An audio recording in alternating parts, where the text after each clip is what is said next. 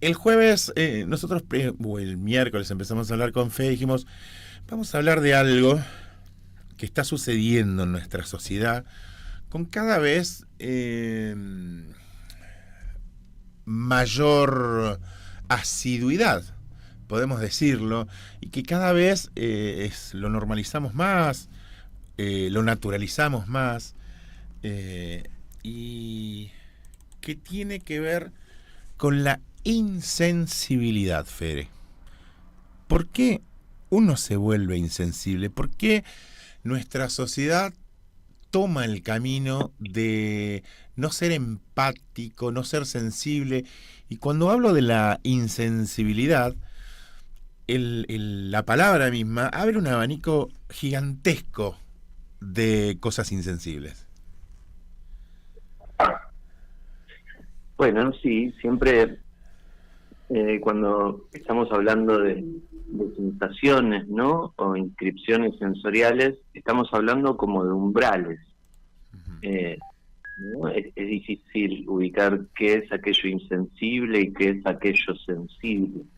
Eso por lo general tiene más que ver con pensamientos de tipo moralizante o ideológico que tenemos, ¿no? Eh, a mí me interesaba pensar la insensibilidad como un síntoma que nos atraviesa a todos, Uh-huh. producto de, bueno, varios factores que convergen en estos tiempos actuales que transitamos y que venimos describiendo. Uh-huh. En esto que decías, ¿no? De llegar al día de la terapia, es interesante. A mí me pasa también en mi experiencia como analizante, es decir, como paciente, ¿no? Uh-huh. Muchas veces uno va a sentarse en un diván o en una butaca para preguntarse de alguna manera cómo se sintió con aquello que le pasó, ¿no? Claro. Lo que vuelve un poco graciosa la situación, que es como preguntarle a alguien, cuénteme, ¿cómo me sentí? ¿No? Sí, sí, sí. Sí. Eh, esta, eh, esta era y esta época, y volviendo a esto que hemos encarado, que es la insensibilidad, estos últimos años es como que hemos notado más que ha crecido más y crece, sigue su nivel de crecimiento, la insensibilidad en las personas y en las cuestiones que antes motivaban y antes emocionaban y antes... ¿Por qué es lo que está pasando y cuál es el fenómeno que lleva a esto que estamos intentando desarrollar? Bueno, sí, vamos como llegando a esa pregunta un poco, ¿no?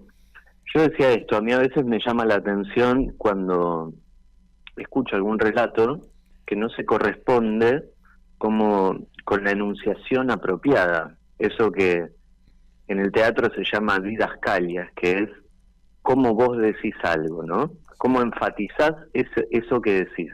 Es muy común escuchar discursos en mi trabajo donde parece que quien enuncia está hablando de otra cosa, digamos, por el tono que emplea, o por decir algo a la par que se ríe y está diciendo algo de una gravedad que llama la atención, ¿no? Todos esos son como registros de la disociación.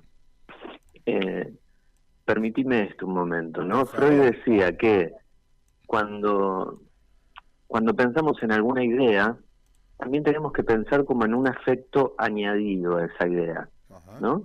Cada idea está como asociada a un impacto en mí. Pensémoslo fácil, pensémoslo así, ¿no? Cada idea se acuñó en mi historia o en tu historia o en la historia del oyente. A veces ese afecto que está añadido a la idea desborda de tal manera que resulta traumático. Entonces, como si se separase del discurso. Entonces ya nos queda un discurso, por un lado, que te cuenta una historia o te cuenta una serie de acontecimientos, y esa afectividad que va a parar a otros lugares, ¿no? Esos son los lugares, digámosle, sintomáticos, a donde va a parar toda esta afectividad no procesada en los acontecimientos. ¿Sí? Sí. Yo estoy hablándote ahora de la historia del sujeto, de la historia del sujeto, pero la historia de la sociedad o de la comunidad como tal es parecida.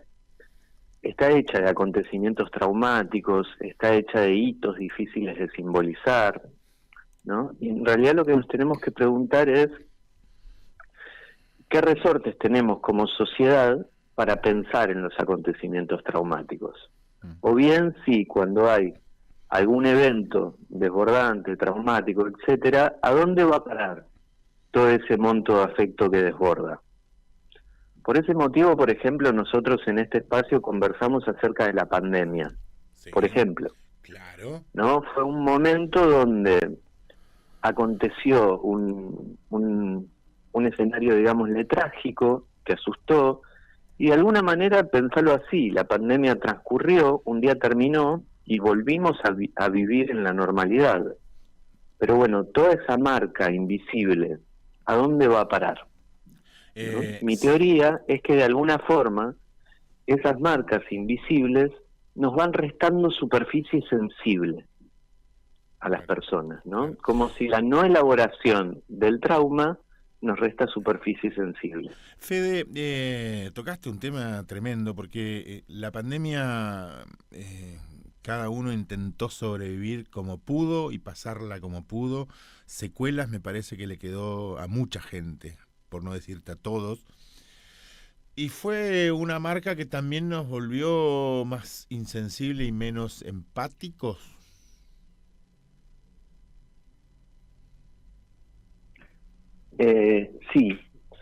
Sí, hay mucha gente que le preguntaste que va alguna secuela de la pandemia y te dice que no.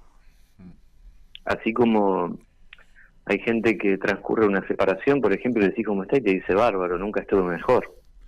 Conozco, sí. Es decir, Che, vos lo ves, bueno, creo que esto sí. lo hemos tratado, digo, vos ves en el mundo del espectáculo, decís, una señora, una vedette, una modelo se separa de alguien con el cual transcurrió gran parte de su vida y a los 3 días ya está conviviendo con el amor de su vida. Digo, che, no hay duelo, o sea, no duelen estas cosas, no marcan. Lo hemos tratado esto también.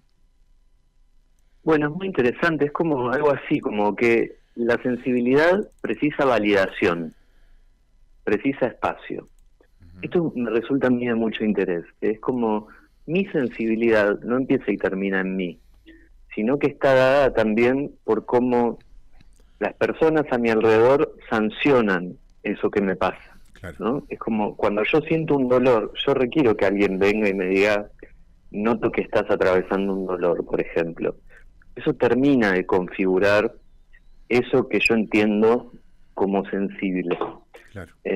Muchas veces sucede lo contrario, ¿no? Sucede que yo siento un dolor y quizás me encuentro en un ámbito, en un grupo, en una sociedad que no le otorga validación a eso que yo siento. Y bueno, eso me deja como en un limbo, me deja disociado, me deja sintiendo algo que no encuentra validación en el otro, ¿no? Claro. Por eso muchas veces en los tratamientos lo que hacemos es enlazarnos con el sujeto que nos habla para poder acentuar bien la frase y para poder decir, bueno, entiendo que eso que estás mencionando nos habla de un dolor importante, el que quizás no diste espacio a desarrollar. Claro. ¿No?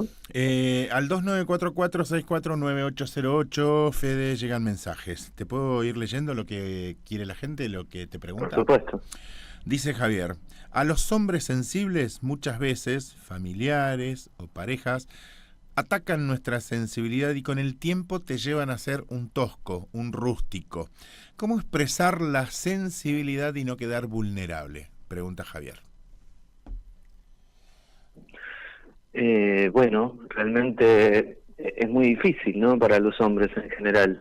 Y te lo dice un hombre que, es decir, yo, que transcurrí por muchos ámbitos que son eminentemente donde hay mayoría de mujeres. Por ejemplo, en la Universidad de Psicología hay un gran porcentaje de mujeres. Sí. Hay muchos hombres que estamos ahí transcurriendo, quiero decir, muy pocos hombres que estamos ahí. Y eso tiene que ver justamente con estos cánones de lo social. ¿no? Bueno, El realmente, hombre no tiene que llorar, el hombre no tiene que ser sensible, no tiene que ser rústico, el hombre tiene que ser el hombre, como en las cavernas. claro, y realmente esa es como el lugar que se va construyendo, constituyendo para la sensibilidad a lo largo del tiempo. Entonces, tenemos que recuperar todo ese campo los hombres, Mm. ¿no? Es muy importante que los hombres nos autoricemos a tener experiencias sensibles, por ejemplo. Ujú. También con los amigos, ¿no? Es muy habitual que a los hombres nos cuesta decirle te quiero a un amigo, porque Claro, es algo, y esto en las mujeres es mucho más habitual, justamente porque esos elementos sensibles no los tienen tan reprimidos como nosotros. Nosotros sí, por eso nos suscita tanto disgusto, tanto malestar, claro. ¿no? A tal punto que el gesto cariñoso con un amigo capaz es darle un golpe en la espalda, ¿no? Claro. Un golpe fuerte en la espalda. Porque, Bueno, eso claro, tiene que ver con...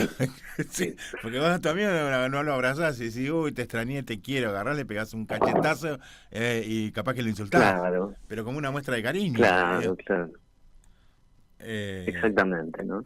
Exactamente. Bueno, le contamos a nuestra gente que estamos con Fede García, es nuestro momento, nuestro jueves de diván, hablando de la insensibilidad y esto que cada vez es más frecuente. Fede, digo, esta insensibilidad atañe a todos los espectros sociales, a todas las edades. No hay, un chico puede ser Ajá, insensible o puede mostrarse insensible.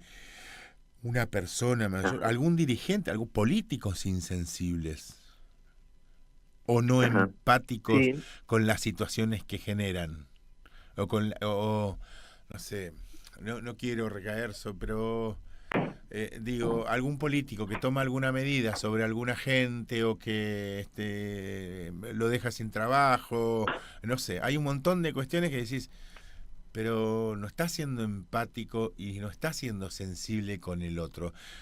Por ahí deberíamos practicar más, y esto es pregunta ya para vos, deberíamos practicar más el hecho de ponernos un ratito en los zapatos del otro antes de ni siquiera abrir la boca.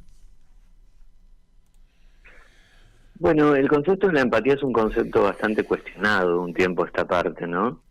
Porque es fácilmente malentendible. Es decir, empatía no es mirar al otro y darle sentido, no es ponerme yo en el lugar del otro, ¿no? Empatía es entender al otro en su diferencia Ujú. y tratar de pensar en la sensibilidad de ese otro que soy no yo, ¿no? Eh, Comúnmente cuando pensamos en empatía pensamos en ponernos en los zapatos del otro y decimos, bueno, yo haría diferente, por ejemplo, ¿no? Ajá, Yo lo haría de otra manera. Y no se trata tanto de eso, sino que se trata de comprender cuáles son las posibilidades también del otro, ¿no? En función de actuar o no actuar. claro. Eh, en términos de la política y los discursos sociales, a mí me resulta muy interesante pensar cómo, por ejemplo, se puede hablar de conceptos, llamemos uno por tomar, inclusión, ¿no? Ujú. Es una idea, es un concepto que de alguna forma empieza como a interpretarse en cada vínculo social, en el vínculo con los amigos, en el vínculo con el vecino, en el vínculo con una persona que está en situación de calle, en cada vínculo, ¿no? Son como ideas que van dando forma a eso que yo llamo la validación de los vínculos, que es el ámbito del intercambio. Es algo que no está ni en mí ni en vos, sino que lo producimos en